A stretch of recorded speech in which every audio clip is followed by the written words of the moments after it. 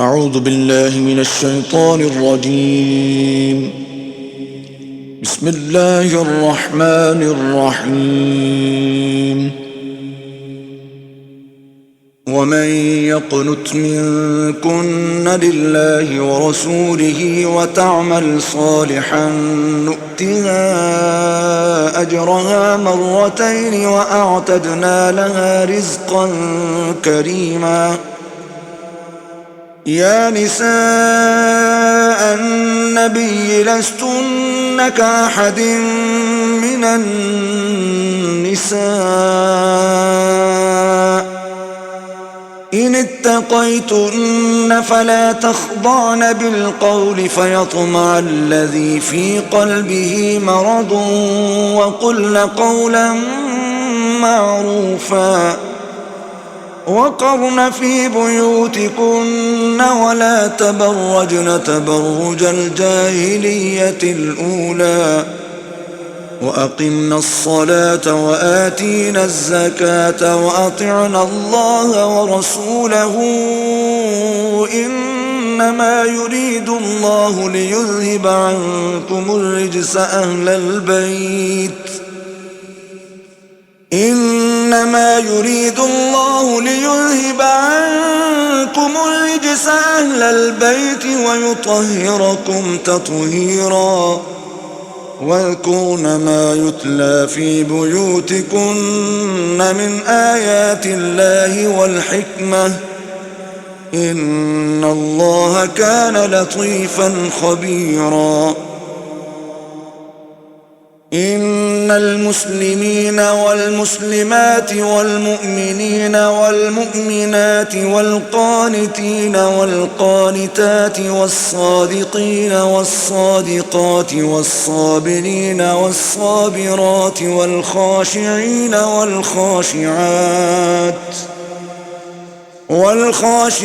والخاشعات والمتصدقين والمتصدقات والصائمين والصائمات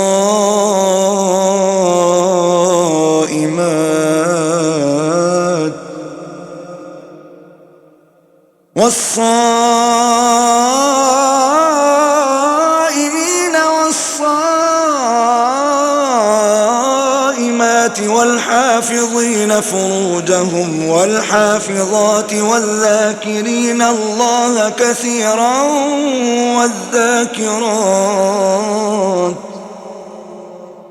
والذاكرين الله كثيرا والذاكرات أعد الله لهم مغفرة وأجرا عظيما. وما كان لمؤمن ولا مؤمنة إذا قضى الله ورسوله أمرا أن يكون لهم الخيرة من أمرهم ومن يعص الله ورسوله فقد ضل ضلالا مبينا. وإذ تقول للذي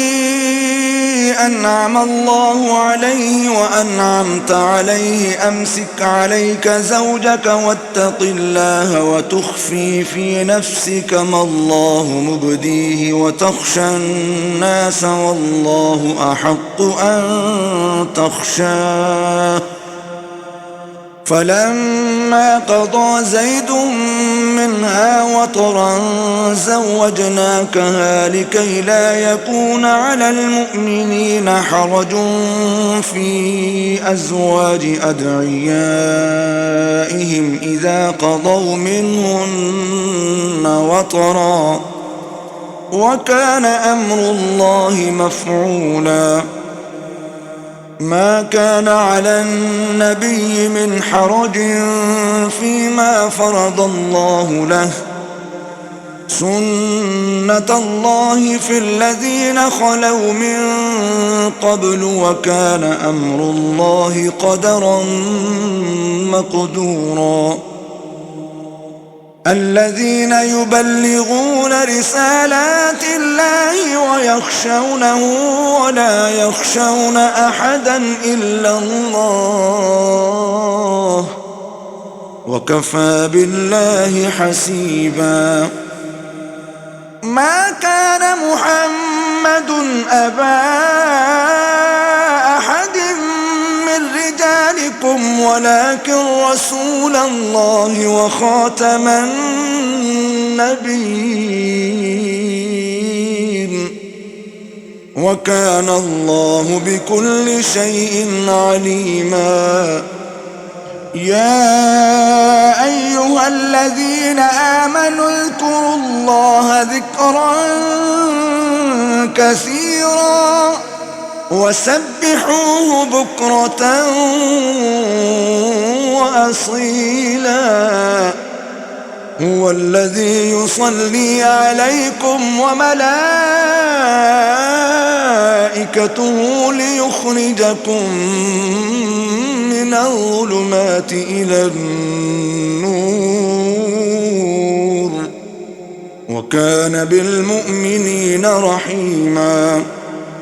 تحيتهم يوم يلقونه سلام وأعد لهم أجرا كريما. يا أيها النبي إنا أرسلناك شاهدا ومبشرا ونذيرا وداعيا إلى الله بإذنه وسراجا منيرا. وبشر المؤمنين بأن لهم من الله فضلا كبيرا.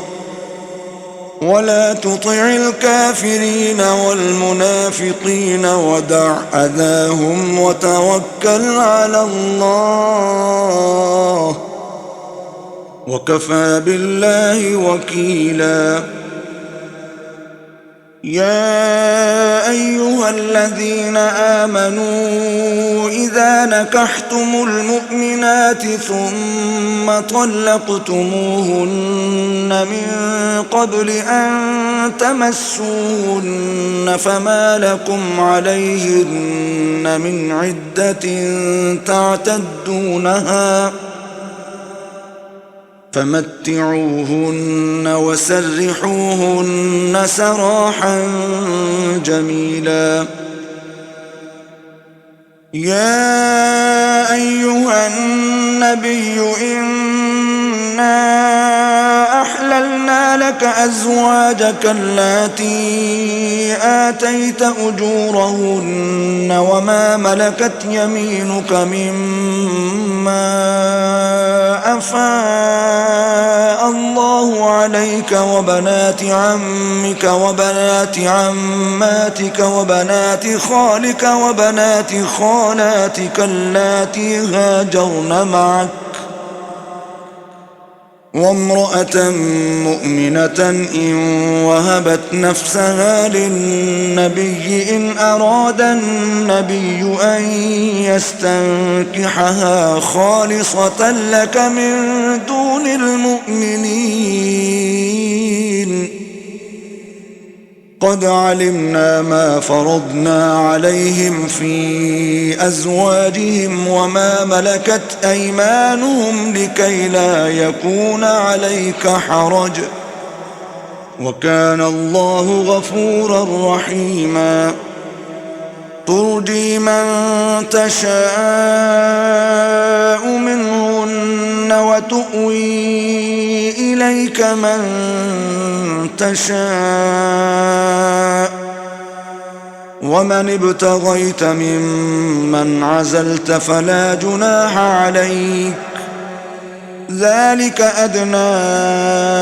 أن تقر أعينهن ولا يحزن ويرضين بما آتيتهن كلهن والله يعلم ما في قلوبكم وكان الله عليما حليما لا يحل لك النساء من بعد ولا أن تبدل بهن من أزواج ولو أعجبك حسنهن إلا ما ملكت يمينك وكان الله على كل شيء رقيبا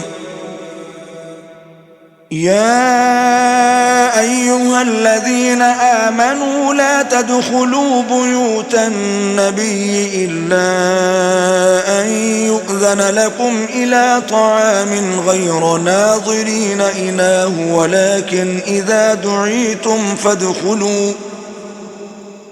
ولكن إذا دعيتم فادخلوا فإذا طعمتم فانتشروا ولا مستأنسين لحديث إن ذلكم كان يؤذي النبي فيستحيي منكم والله لا يستحيي من الحق وإذا سألتموهن متاعا فاسألوهن من وراء حجاب ذلكم أطهر لقلوبكم وقلوبهن وما كان لكم أن تؤذوا رسول الله ولا أن تنكحوا أزواجه من بعده أبدا إن ذلكم كان عند الله عظيما إن تبدوا شيئا أو تخفوه فإن الله كان بكل شيء عليما لا جناح عليهن في آبائهن ولا أبنائهن ولا إخوانهن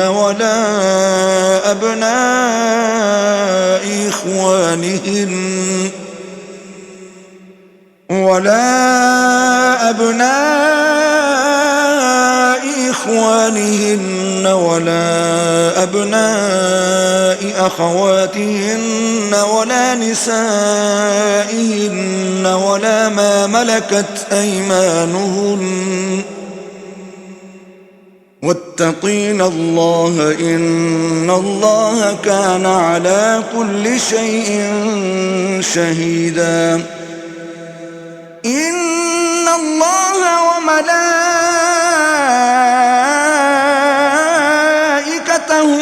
يصلون على النبي يا أيها الذين آمنوا صلوا عليه وسلموا تسليما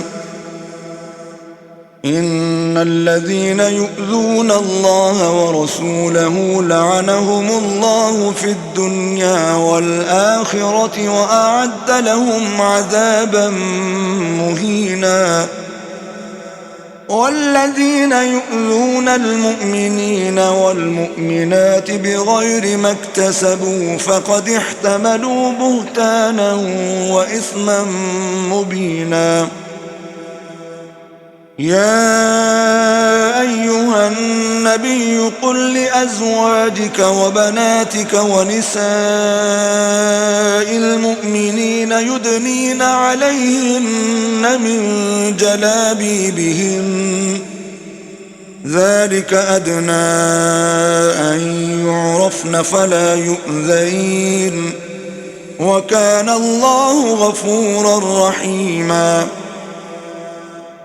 لئن لم ينته المنافقون والذين في قلوبهم مرض والمرجفون في المدينة لنغرينك بهم ثم لا يجاورونك فيها إلا قليلا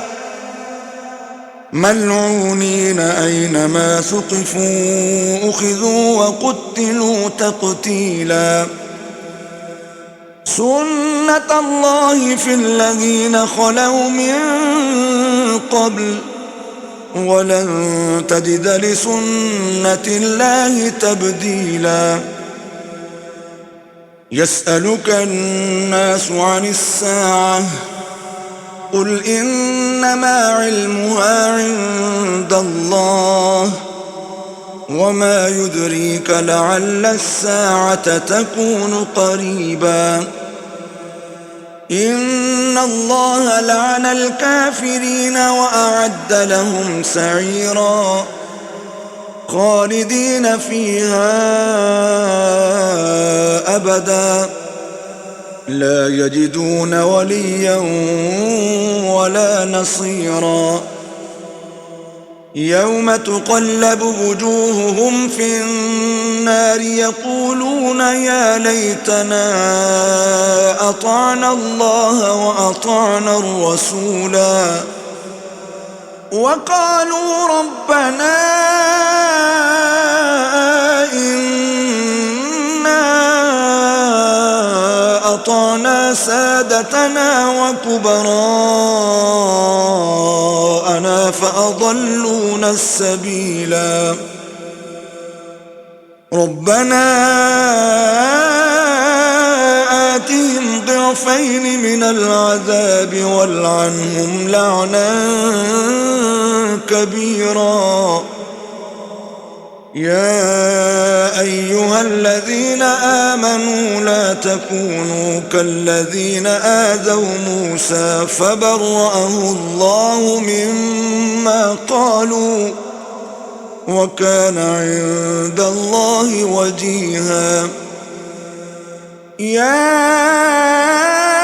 أيها الذين آمنوا اتقوا الله وقولوا قولا سديدا يصلح لكم أعمالكم ويغفر لكم ذنوبكم ومن يطع الله ورسوله فقد فاز فوزا عظيما إنا عرضنا الأمانة على السماوات والأرض والجبال فأبين أن يحملنها وأشفقن منها وحملها الإنسان إنه كان ظلوما جهولا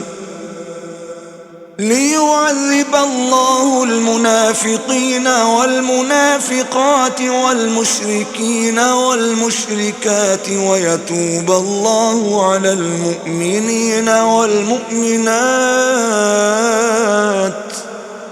وكان الله غفورا رحيما بسم الله الرحمن الرحيم الحمد لله الذي له ما في السماوات وما في الأرض وله الحمد في الآخرة وهو الحكيم الخبير يعلم ما يلج في الأرض وما يخرج منها وما ينزل من السماء وما يعرج فيها وهو الرحيم الغفور وقال الذين كفروا لا تأتينا الساعة قل بلى وربي لتأتينكم عالم الغيب لا يعزب عنه مثقال ذرة في السماوات ولا في الأرض ولا أصغر من ذلك ولا أكبر إلا في كتاب مبين ليجزي الذين آمنوا وعملوا الصالحات أولئك لهم مغفرة ورزق كريم والذين سعوا في آياتنا معاجزين أولئك لهم عذاب من رجز أليم.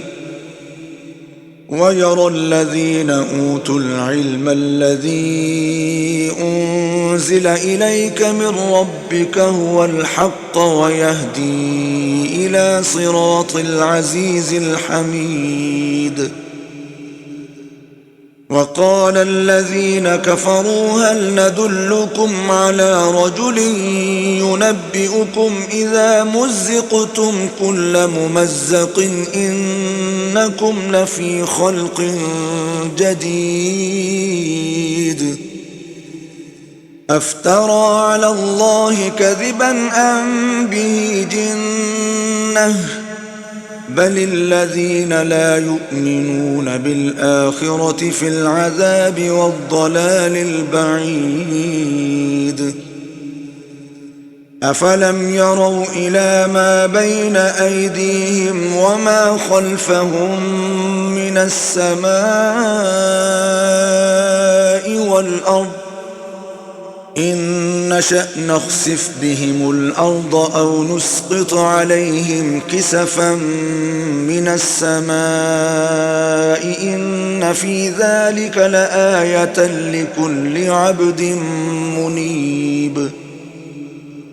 ولقد آتينا داود منا فضلا يا جبال أوبي معه والطير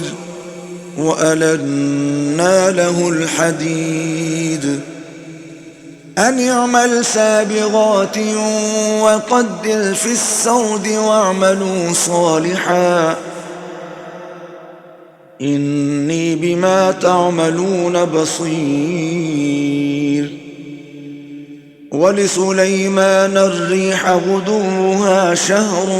ورواحها شهر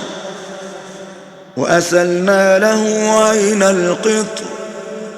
ومن الجن من يعمل بين يديه بإذن ربه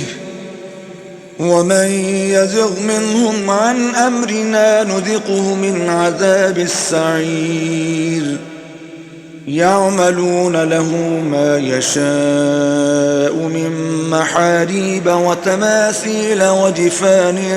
كالجواب وقدور الراسيات اعملوا آل داود شكرا وقليل من عبادي الشكور. فلما قضينا عليه الموت ما دلهم على موته إلا دابة الأرض تأكل من سأته فلما خر تبينت الجن أن لو كانوا يعلمون الغيب ما لبثوا في العذاب المهين. لقد كان لسبإ في مسكنهم آية جنتان عن يمين وشمال كلوا من رزق ربكم واشكروا له بلدة طيبة ورب غفور. فأعرضوا فأرسلنا عليهم سيل العرم وبدلناهم بجنتيهم جنتين ذواتي أكل خمط وأثل وشيء من سدر قليل ذلك جزيناهم بما كفروا وهل نجازي إلا الكفور. وجعلنا بينهم وبين القرى التي باركنا فيها قرى ظاهرة وقدرنا فيها السير سيروا فيها ليالي وأياما آمنين. فقالوا ربنا باعد بين أسفارنا وظلموا أنفسهم فجعلناهم أحاديث ومزقناهم كل ممزق إن في ذلك لآيات لكل صبار شكور ولقد صدق عليهم إبليس ظنه فاتبعوه إلا فريقا من المؤمنين وما كان له عليهم من سلطان إلا لنعلم من يؤمن بالآخرة ممن هو منها في شك وربك على كل شيء حفيظ قل ادعوا الذين زعمتم من دون الله لا يملكون مثقال ذرة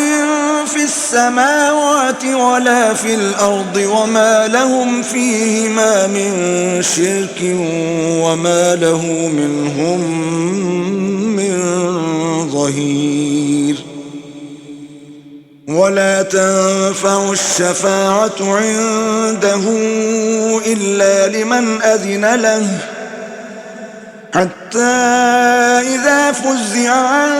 قلوبهم قالوا ماذا قال ربكم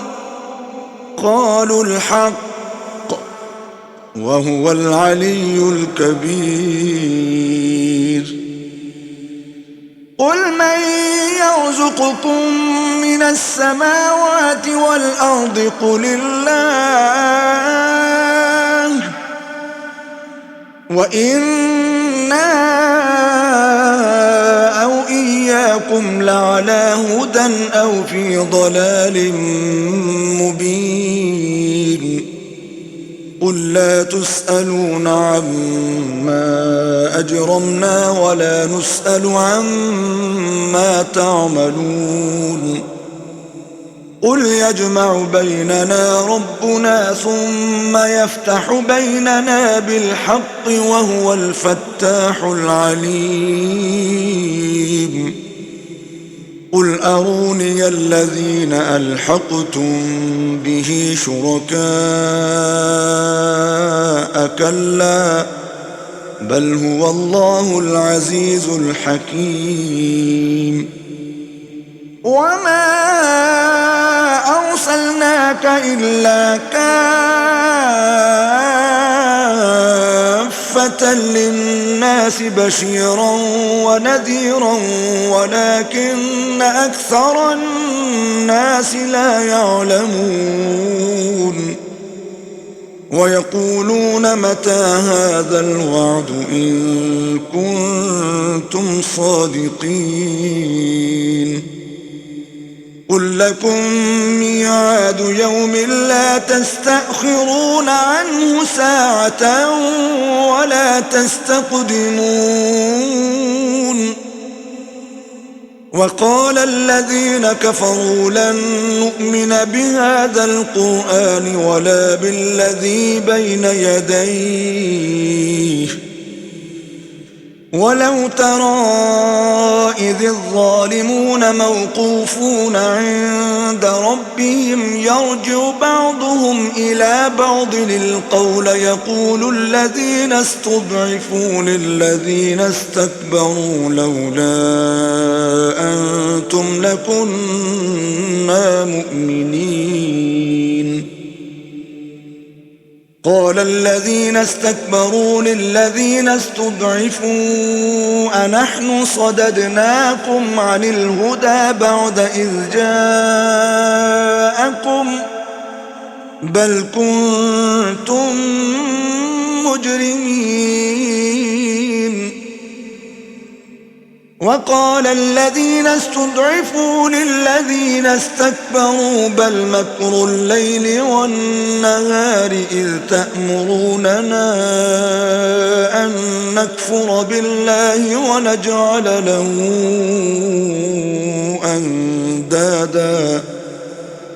وأسروا الندامة لما رأوا العذاب وجعلنا الأغلال في أعناق الذين كفروا هل يجزون إلا ما كانوا يعملون وما أرسلنا في قرية من نذير إلا قال مترفوها إنا بما أرسلتم به كافرون وقالوا نحن أكثر أموالا وأولادا وما نحن بمعذبين قل إن ربي يبسط الرزق لمن يشاء ويقدر ولكن أكثر الناس لا يعلمون وما أموالكم ولا أولادكم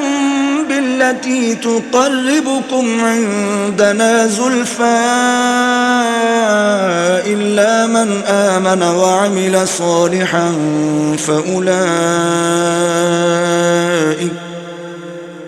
فأولئك لهم جزاء الضعف بما عملوا وهم في الغرفات آمنون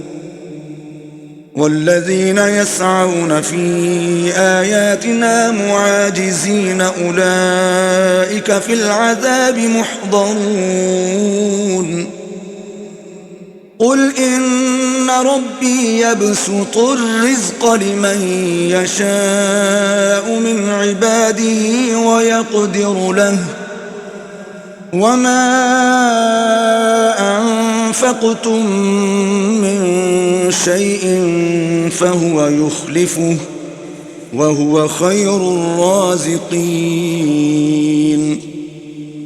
ويوم يحشرهم جميعا ثم يقول للملائكة أهؤلاء إياكم كانوا يعبدون قالوا سبحانك أنت ولينا من دونهم بل كانوا يعبدون الجن أكثرهم بهم مؤمنون فاليوم لا يملك بعضكم لبعض نفعا ولا ضرا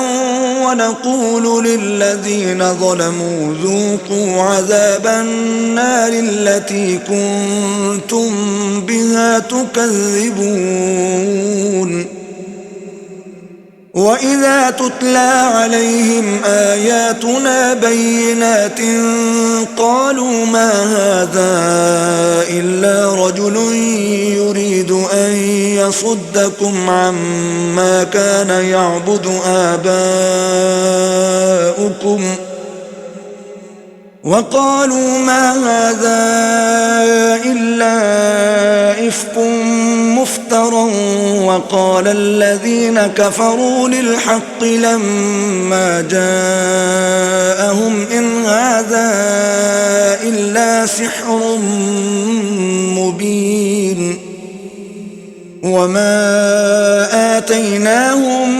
من كتب يدرسونها وما أرسلنا إليهم قبلك من نذير وكذب الذين من قبلهم وما بلغوا معشار ما آتيناهم فكذبوا رسلي فكيف كان نكير قل إنما أعظكم بواحدة أن تقوموا لله مثنى وفرادا ثم تتفكروا ما بصاحبكم من جنة إن هو إلا نذير لكم بين يدي عذاب شديد قل ما سألتكم من أجر فهو لكم إن أجري إلا على الله وهو على كل شيء شهيد قل إن ربي يقذف بالحق علام الغيوب قل جاء الحق وما يبدئ الباطل وما يعيد قل إن ضللت فإنما أضل على نفسي وإن اهتديت فبما يوحي إلي ربي إنه سميع قريب ولو ترى إذ فزعوا فلا فوت وأخذوا من مكان قريب وقالوا آمنا به وأنى لهم التناوش من مكان بعيد وقد كفروا به من قبل ويقذفون بالغيب من مكان بعيد وحيل بينهم وبين ما يشتهون كما فعل بأشياعهم من قبل إنهم كانوا في شك مريب بسم الله الرحمن الرحيم الحمد لله فاطر السماوات والأرض جاعل الملائكة رسلا أولي أجنحة مثنى وثلاث ورباع يزيد في الخلق ما يشاء إن الله على كل شيء قدير ما يفتح الله للناس من رحمة فلا ممسك لها وما يمسك فلا مرسل له من بعده وهو العزيز الحكيم يا أيها الناس اذكروا نعمة الله عليكم هل من خالق غير الله يرزقكم من السماء والأرض لا إله إلا هو فأنى تؤفكون وإن يكذبوك فقد كذبت رسل من قبلك وإلى الله ترجع الأمور يا أيها الناس إن وعد الله حق فلا تغرنكم الحياة الدنيا ولا يغرنكم بالله الغرور إن الشيطان لكم عدو فاتخذوه عدوا إنما يدعو حزبه ليكونوا من أصحاب السعير الذين كفروا لهم عذاب شديد والذين آمنوا وعملوا الصالحات لهم مغفرة وأجر كبير أفمن زين له سوء عمله فرآه حسنا فإن الله يضل من يشاء ويهدي من يشاء فلا تذهب نفسك عليهم حسرات إن الله عليم بما يصنعون والله الذي أرسل الرياح فتثير سحابا فسقناه إلى بلد ميت فأحيينا به الأرض بعد موتها كذلك النشور من كان يريد العزة فلله العزة جميعا إليه يصعد الكلم الطيب والعمل الصالح يرفعه والذين يمكرون السيئات لهم عذاب شديد ومكر أولئك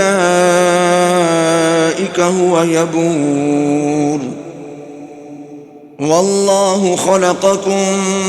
من تراب ثم من نطفة ثم جعلكم أزواجا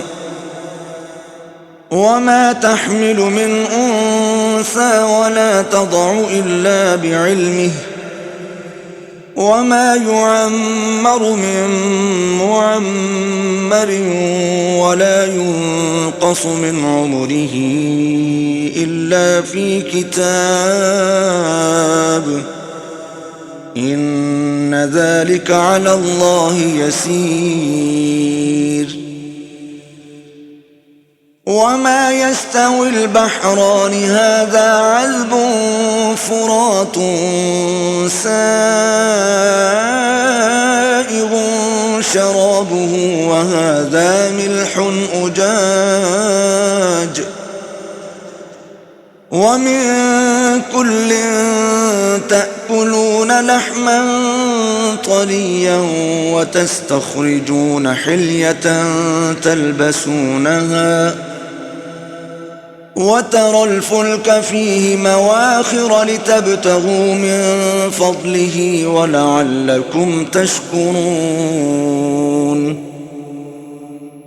يولج الليل في النهار ويولج النهار في الليل وسخر الشمس والقمر كل يجري لأجل مسمى ذلكم الله ربكم له الملك والذين تدعون من دونه ما يملكون من قطمير إن تدعوهم لا يسمعوا دعاءكم ولو سمعوا ما استجابوا لكم ويوم القيامة يكفرون بشرككم ولا ينبئك مثل خبير يا أيها الناس أنتم الفقراء إلى الله والله هو الغني الحميد إن يشأ يذهبكم ويأت بخلق جديد وما ذلك على الله بعزيز ولا تزر وازرة وزر أخرى وإن تدع مثقلة إلى حملها لا يحمل منه شيء ولو كان ذا قربى إنما تنذر الذين يخشون ربهم بالغيب وأقاموا الصلاة ومن تزكى فإنما يتزكى لنفسه وإلى الله المصير. وما يستوي الأعمى والبصير ولا الظلمات ولا النور ولا الظل ولا الحرور. وما يستوي الأحياء ولا الأموات إن الله يسمع من يشاء وما أنت بمسمع من في القبور إن أنت إلا نذير. إنا أرسلناك بالحق بشيرا ونذيرا وإن من أمة إلا خلا فيها نذير. وإن يكذبوك فقد كذب الذين من قبلهم جاءتهم رسلهم بالبينات وبالزبر وبالكتاب المنير ثم أخذت الذين كفروا فكيف كان نكير. ألم تر أن الله أنزل من السماء ماء فأخرجنا به ثمرات مختلفا ألوانها ومن الجبال جدد بيض وحمر مختلف ألوانها وغرابيب سود ومن الناس والدواب والأنعام مختلف ألوانه كذلك إنما يخشى الله من عباده العلماء إن الله عزيز غفور. إن الذين يتلون كتاب الله وأقاموا الصلاة وأنفقوا مما رزقناهم سرا وعلانية يرجون تجارة لن تبور ليوفيهم أجورهم ويزيدهم من فضله إنه غفور شكور. والذي أوحينا إليك من الكتاب هو الحق مصدقا لما بين يديه إن الله بعباده لخبير بصير. ثم أورثنا الكتاب الذين اصطفينا من عبادنا فمنهم ظالم لنفسه ومنهم مقتصد ومنهم سابق بالخيرات بإذن الله ذلك هو الفضل الكبير. جنات عدن يدخلونها يحلون فيها من أساور من ذهب ولؤلؤا ولباسهم فيها حرير. وقالوا الحمد لله الذي أذهب عنا الحزن إن ربنا لغفور شكور. الذي أحلنا دار المقامة من فضله لا يمسنا فيها نصب ولا يمسنا فيها لغوب والذين كفروا لهم نار جهنم لا يقضى عليهم فيموتوا ولا يخفف عنهم من عذابها كذلك نجزي كل كفور وهم يصطرخون فيها ربنا أخرجنا نعمل صالحا غير الذي كنا نعمل أولم نعمركم ما يتذكر فيه من تذكر وجاءكم النذير فذوقوا فما للظالمين من نصير إن الله عالم غيب السماوات والأرض إنه عليم بذات الصدور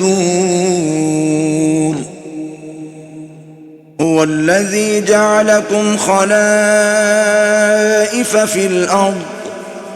فمن كفر فعليه كفره ولا يزيد الكافرين كفرهم عند ربهم إلا مقتا ولا يزيد الكافرين كفرهم إلا خسارا قل أرأيتم شركاءكم الذين تدعون من دون الله أروني ماذا خلقوا من الأرض أم لهم شرك في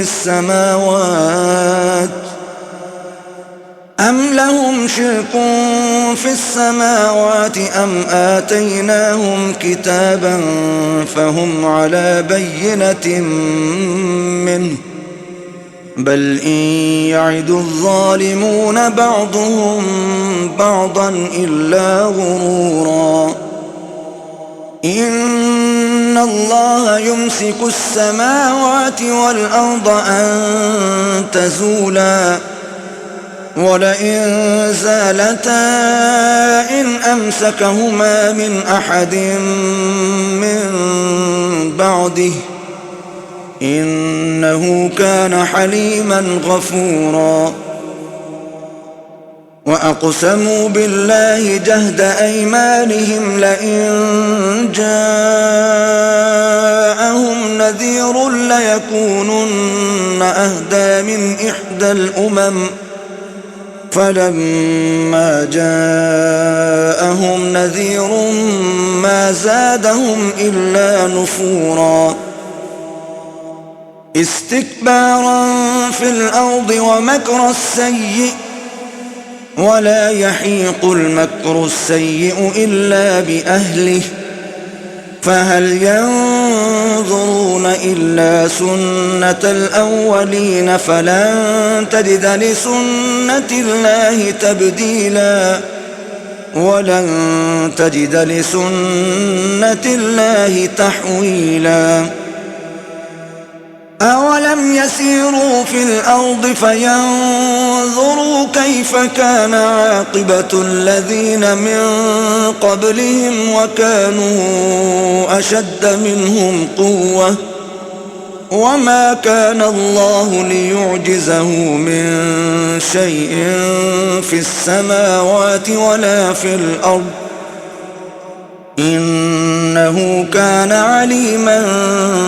قديرا ولو يؤاخذ الله الناس بما كسبوا ما ترك على ظهرها من دابة ولكن يؤخرهم إلى أجل مسمى فإذا جاء أجلهم فإن الله كان بعباده بصيرا. بسم الله الرحمن الرحيم. ياسين والقرآن الحكيم إنك لمن المرسلين على صراط مستقيم تنزيل العزيز الرحيم لتنذر قوما ما أنذر آباؤهم فهم غافلون. لقد حق القول على أكثرهم فهم لا يؤمنون. إنا جعلنا في أعناقهم أغلالا فهي إلى الأذقان فهم مقمحون. وجعلنا من بين أيديهم سدا ومن خلفهم سدا فأغشيناهم فهم لا يبصرون. وسواء عليهم أأنذرتهم أم لم تنذرهم لا يؤمنون. إنما تنذر من اتبع الذكر وخشي الرحمن بالغيب فبشره بمغفرة وأجر كريم. إنا نحن نحيي الموتى ونكتب ما قدموا وآثارهم وكل شيء أحصيناه في إمام مبين. واضرب لهم مثلا أصحاب القرية إذ جاءها المرسلون إذ أرسلنا إليهم اثنين فكذبوهما فعززنا بثالث فقالوا إنا إليكم مرسلون. قالوا ما أنتم إلا بشر مثلنا وما أنزل الرحمن من شيء إن أنتم إلا تكذبون. قالوا ربنا يعلم إنا إليكم لمرسلون وما علينا إلا البلاغ المبين. قالوا إنا تطيرنا بكم لئن لم تنتهوا لنرجمنكم وليمسنكم منا عذاب أليم. قالوا طائركم معكم أئن ذكرتم بل أنتم قوم مسرفون. وجاء من أقصى المدينة رجل يسعى قال يا قوم اتبعوا المرسلين اتبعوا من لا يسألكم أجرا وهم